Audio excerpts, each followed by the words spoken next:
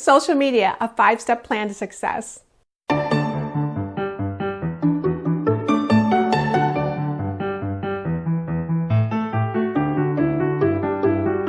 Hi Traps, it's Michelle Held from metronycom. Today I'm going to talk about a 5-step plan to social media success.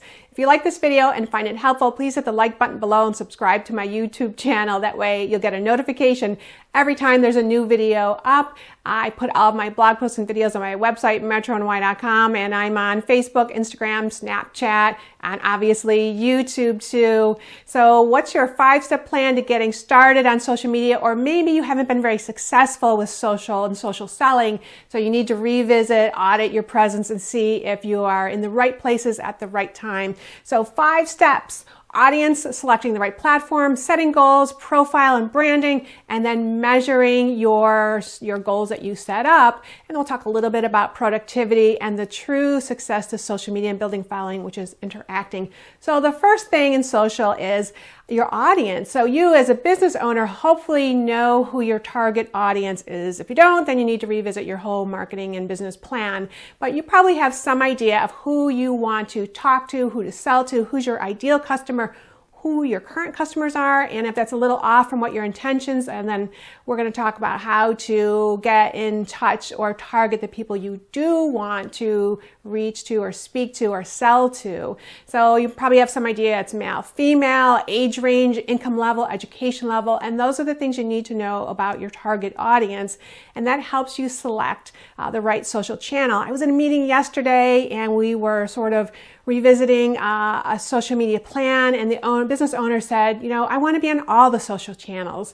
It wasn't necessarily the best choice. There were a few that I would eliminate. So he supposedly is on all social channels, although we can't find him by searching. It's not connected to his website. He needs to rethink his whole strategy, but he probably doesn't need to be on all social channels every single day. So we're going to revise that plan and step back a little bit and narrow it down. Almost always, you always want to use Facebook, of course, because it's the largest, but the rest of the channels like Instagram, Twitter, Snapchat, it depends a lot about the age range that you want to reach out to. So that is number 2, selecting the platform, and that's dependent on how much time you want to put into content development and who the target audience is, and a lot of that is age range, and then somewhat male, female, and keep in mind that you need to tailor the content to each social channel. So something that works on LinkedIn, definitely not going to work so much on Snapchat, and probably not on Instagram either. Yeah, you can get away with it on Facebook and Twitter too, but think about tailoring the content for that age range for the social channel, and you'll be a lot more successful when you get the hang of it. So my recommendation is pick 1 or 2 social channels, master those, and then move on. If you can afford to hire a whole team from the beginning, then you are in good shape, and make sure you choose your right team and that they understand who your audience, your target demographic is. Set goals. This is the most important thing for websites, online businesses, and social media as well, is set your expectations about what you are going to get out of your social media presence. In the beginning, it should be building a following. Say, I want to get to 1,000 followers within 30 days on Facebook, or I want to have that, achieve that same goal on Instagram. But set that for the channel, number of followers, and then go from there with what are the goals you have. I want to sell right from a social channel. I want to increase website visits. I'm just increasing brand awareness. Those are all examples of goals that you can have with a social media strategy, or really any e-commerce marketing strategy. So profile and branding. So once you have identified your audience, you've set your goals, you've selected a platform, be sure that you add your branding to each social platform. That means clear profile images, a description, and we have a very short amount of space for most of the social platforms except for Facebook to tell people this is what we're about, this is what we're selling, or this is what our mission is.